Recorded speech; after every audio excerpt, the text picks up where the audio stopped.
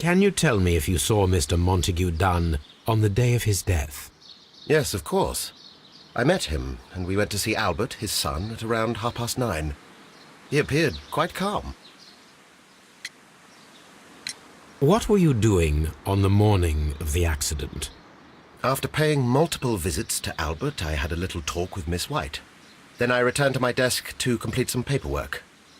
Suddenly I observed that Mr. Dunn was not feeling well, so I ran immediately to fetch Albert. I clearly remember that it was around 10:30, for I was late that morning. Thank you, Mr. Hamish. We shall continue our investigation.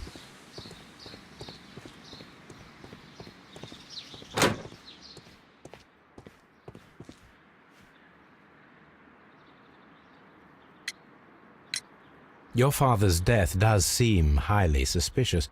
What were your movements here on that day? Suspicious? Well, I was working in the seed house, taking care of something, or Lear Pontus, or... No, wait. These Latin names.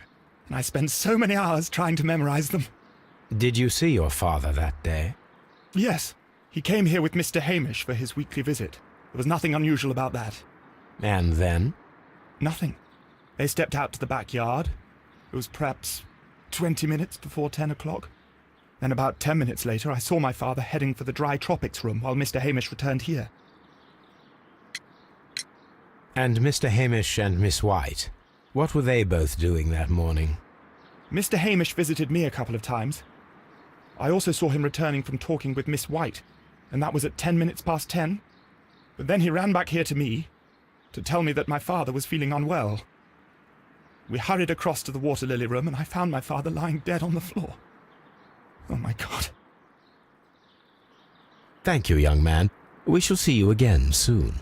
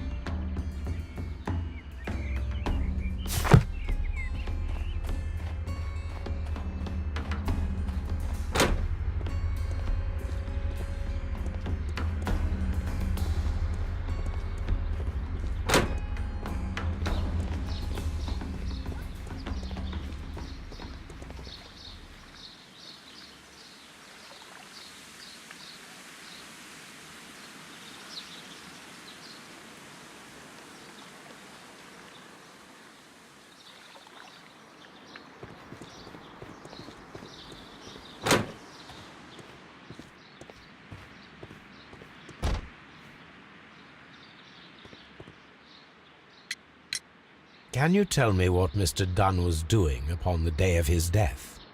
I can, but there is nothing very special to say. I was in the laboratory when I saw Mr. Dunn heading towards me.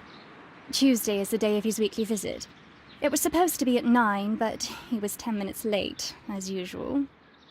And then? Well, he came in to say good morning. Then I saw him spend 2 or 3 minutes by the plants outside the laboratory. After that, he ran out in the direction of the nursery, where Mr. Hamish was working. He was always in a rush during the inspection, you see. I would pity anyone who stood in his way. And that was the last time you saw him? Yes. I stayed in the laboratory until 20 minutes to 11, when I heard the cries of Albert and Mr. Hamish from the large glass house. I joined them as soon as I could, for I knew that something must be very wrong. What exactly were you doing in the laboratory? I was recording an experiment for my thesis. I only stopped my work once when Mr. Hamish visited me briefly around 10 o'clock. You say you were recording an experiment when the tragedy occurred. Might I listen to the roll? Certainly. Please do. You will find it in the laboratory. It is number 320. Thank you, miss. Everyone has gone, Holmes. The way is clear.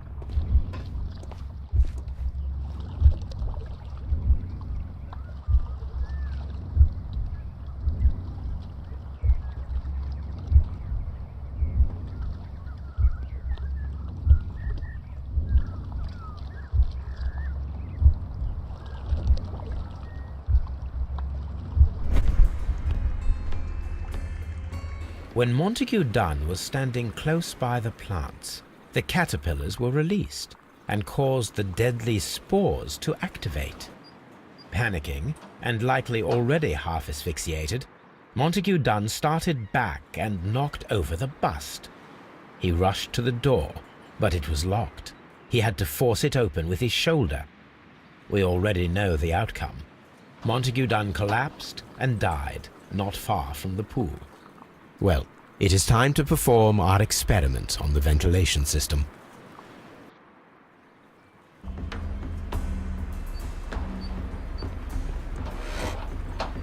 The caterpillars could only fall from the ventilation duct. Our caterpillars are in place. I'll activate the ventilation system so that they fall down. Watson, stay here and observe. All right, Holmes.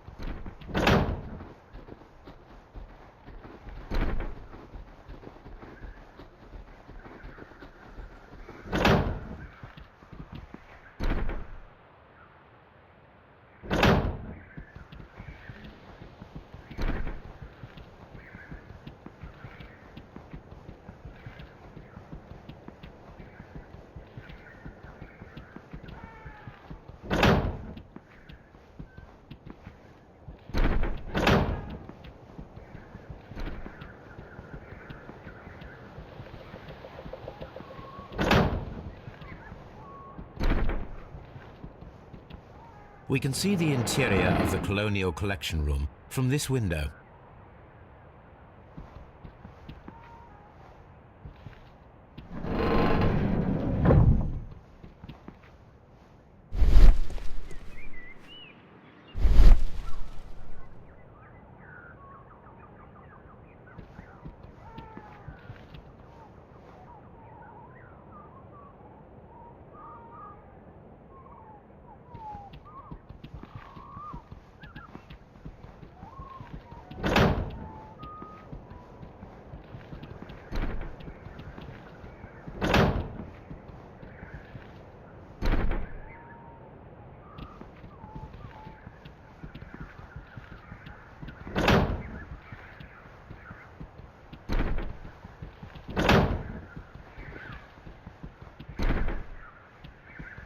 From here, we are unable to see the interior of the Colonial Collection Room.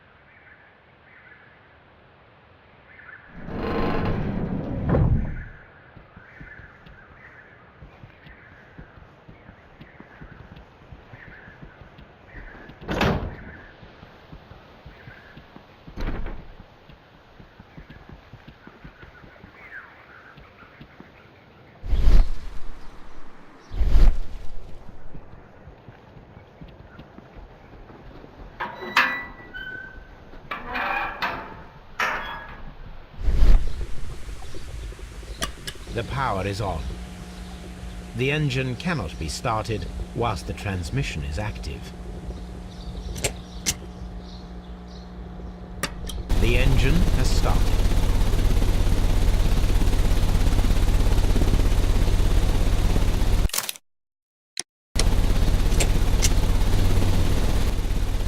The ventilation system is working.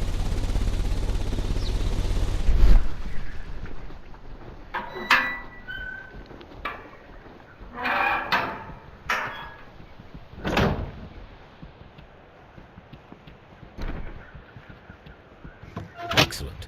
This ventilation fan is working. From here, we are unable to see the interior of the Colonial Collection Room.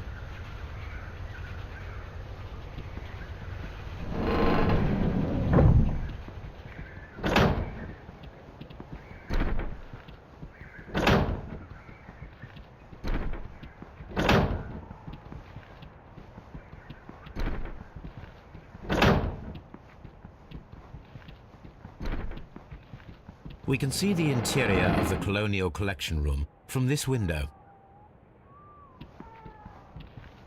Perfect. Now I just need to find Watson to check the result. It works perfectly, Holmes. Bravo. Now, if you could just help me to get rid of these caterpillars. Perfect. Now we know how the murder of Montague Dunn was carried out, by activating both Albert's and Mr. Hamish's fans.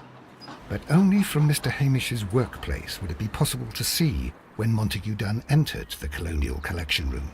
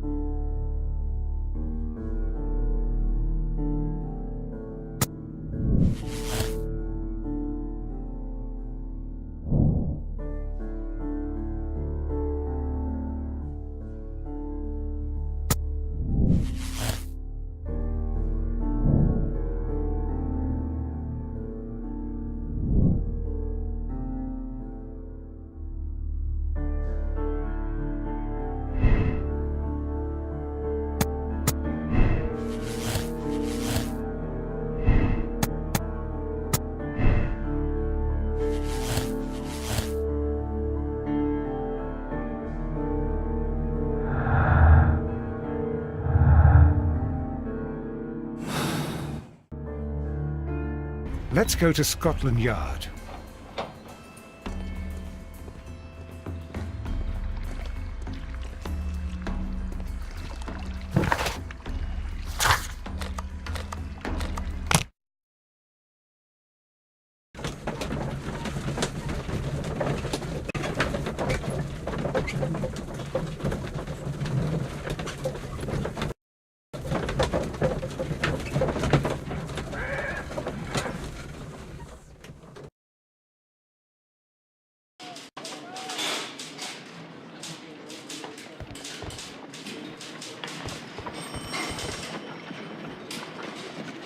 A very good day to you, my friend.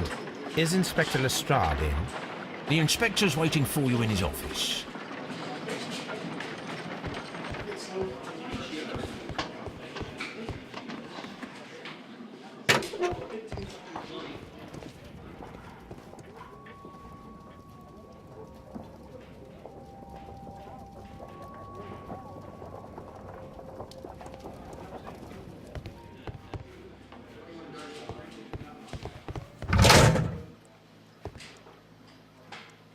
Inspector, I believe that Martin Hamish is guilty of the murder of Montague Dunn. Aha! I knew it. I'll send the lads around to arrest him. Very good. I shall wait to hear from you.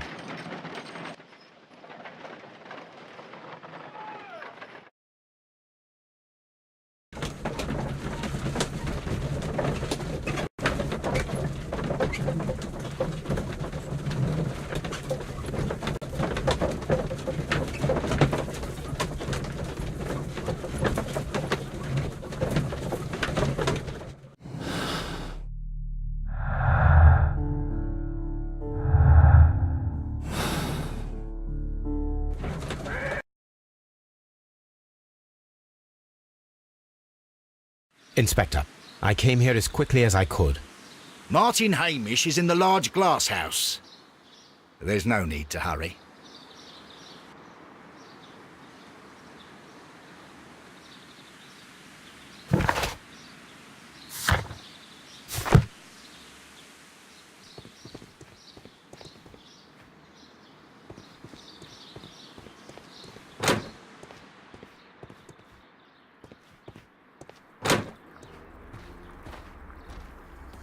Holmes, my God! Yes, we found him like that. Our messing around with the ventilation system didn't go unnoticed. Mr. Hamish realized that we knew. Inspector, could you arrange the body, please? I should like to examine it.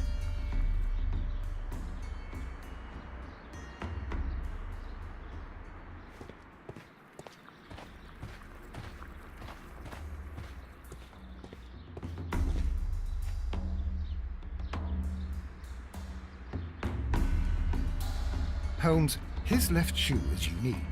This anomaly is often a characteristic of... A club foot. Bravo, Watson. That is the key element of this case.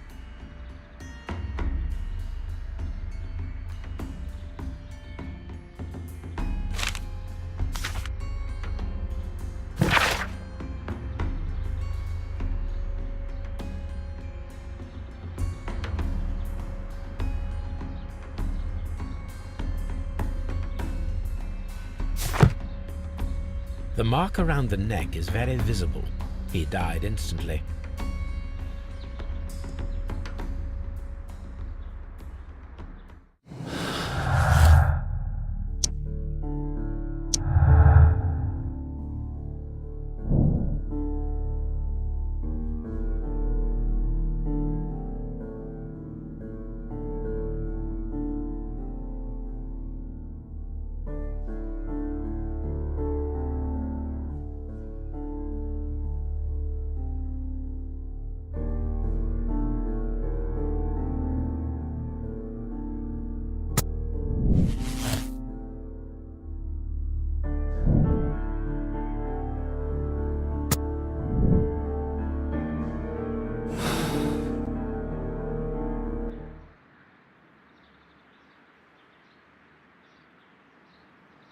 Something about this rings very oddly.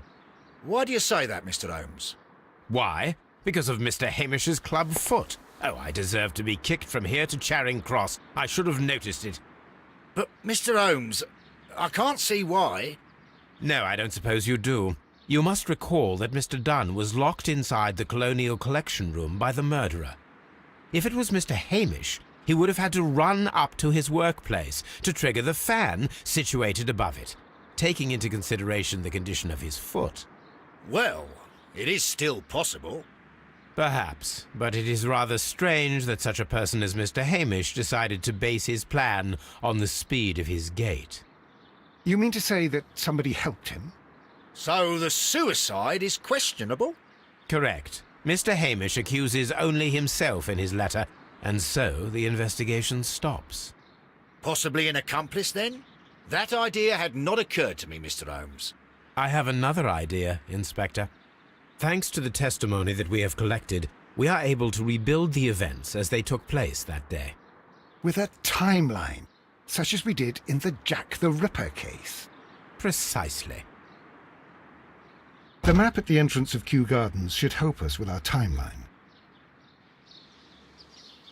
Let us analyze the facts and statements, so that we may recreate the events of that morning.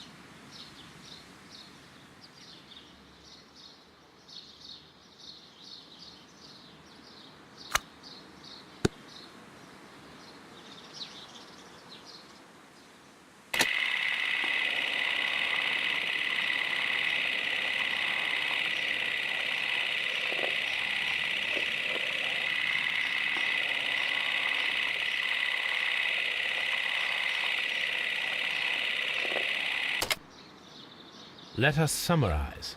Montague Dunn was poisoned inside the Colonial Collection Room. He forced open the door, which means that someone locked him inside there at 10:20. Martin Hamish was last seen at 10:10. This means that he has approximately 10 minutes to lock the door of the Colonial Collection Room. Given that he was club-footed, it is doubtful. Albert also has 10 minutes to lock the door of the Colonial Collection Room, which is quite enough time. Miss White was last seen at 10 o'clock, which means that she had approximately 20 minutes to lock the door. More than enough time. Perfect, Watson. Now, let us ascertain who assisted Martin Hamish in killing Montague Dunn.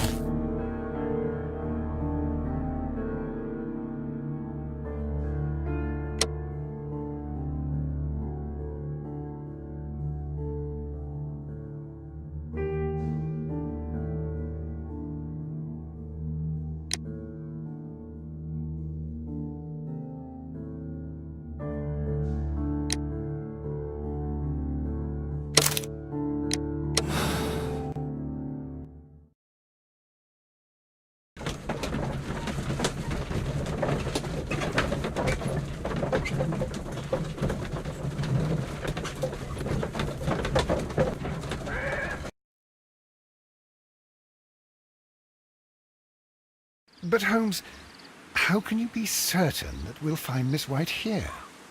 It is obvious, Watson. Just use your brain. I am using it. I do use it.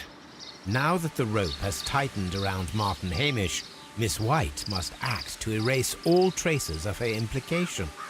After the suicide of her accomplice, there is one final trace remaining: the deadly plants of the Divine Syndicate. She will be there. Very good. Shall we go? Just one moment. Now listen to me, Watson. I shall see her alone. You will conceal yourself behind her, quietly. Whatever are you planning? Nothing spectacular. The impulses of women have always been a mystery to me. But she is a bold one, and so we must be cautious. All right. You can count on me, Holmes.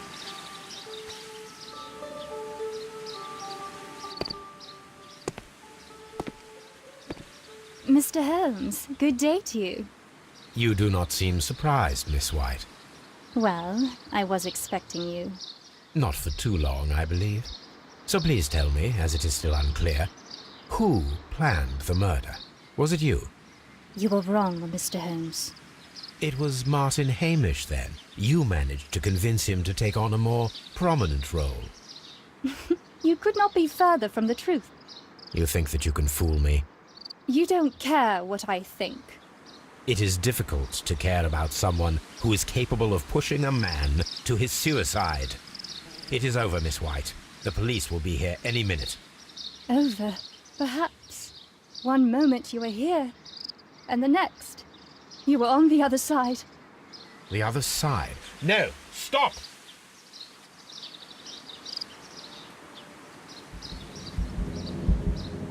I beg you not to do this, Miss White. Don't come any closer.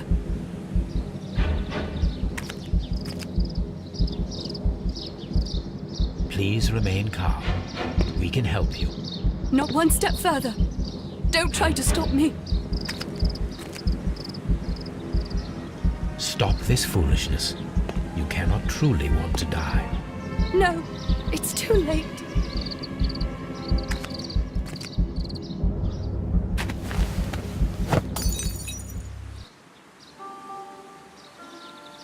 Well done, Watson. She was not faking. Miss White, you have no right to take your own life. Dr. Watson? Did you just save me? Or worse?